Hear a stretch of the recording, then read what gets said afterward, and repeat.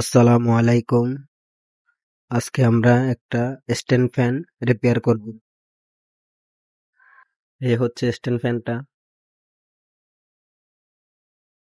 এখন খুলবো ফ্যানটা, কি সমস্যা দেখব। খোলা হচ্ছে।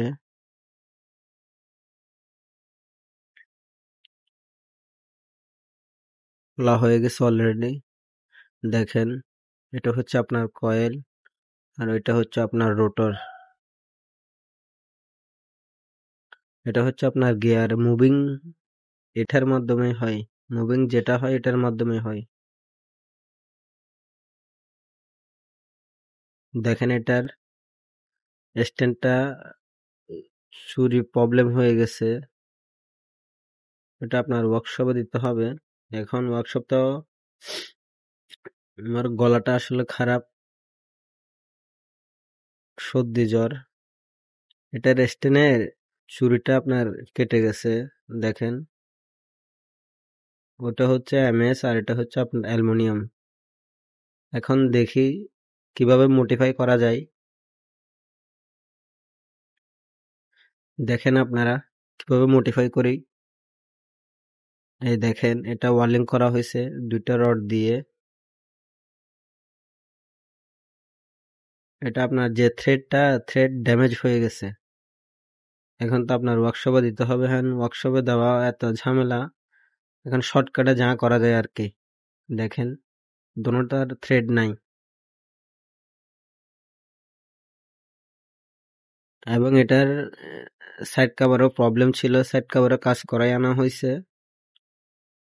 দেখেন, এখন মোটরটা আপনার চালাই দেখতেছি। মোটর ঠিক আছে, ব্যারিং দোনোটাই চেঞ্জ করে দিয়েছি। ব্যারিং দোনোটাই চেঞ্জ করা।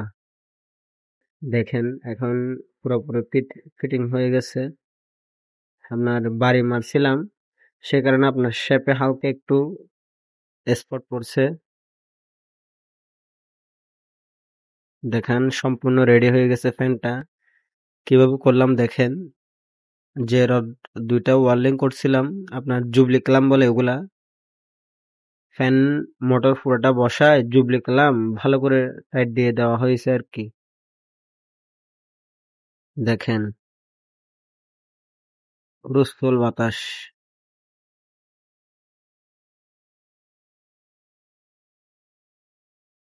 কেমনে করছি দেখেন। দেখেন, ও বাতাস খাওয়ার জন্য যাইতে চাইতেছে না। কাজ করে আসছে তো, হেভি গরম ছিল বাইরে। বাহিরে বলতে আপনার ডায়ের সাইড বুঝাইলাম আর কি। দেখেন, পিছনে জুবলি ক্লাম মারা আছে, ভালো করে দেখিয়েন। এই দেখছেন কিভাবে আপনার মডিফাই করে আপনার সময় বাঁচিয়ে কাজ করা যায়। দেখেন, আপনার নিচের বেজও প্রবলেম ছিল, ওটাও ওয়েল্ডিং করা হয়ে গেছে।